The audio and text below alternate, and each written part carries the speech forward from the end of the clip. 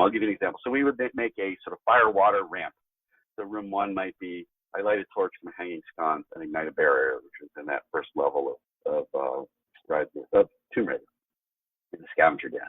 And then the next room introduces a fuse. So you light a torch, light a cloth, and the cloth propagates it to a barrier, and the barrier has been placed high up where you can't reach the ledge until it's been burned away or something.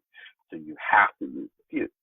And then you have room 3, you introduce a waterfall. So you light a torch, but you go through a waterfall, and the waterfall puts it out. So as you can see, you're introducing these little elements, and then you put them in front of a play tester, and then without any context or any story or any traversal or combat beats in between them, you get a sense from the play tester about which ones were cool and which ones were not. And you can insert and remove rooms very rapidly if you do this sort of thing. I thought that no one would ever see these, but I recently discovered, and he's probably going to get all these subscribers now, a guy on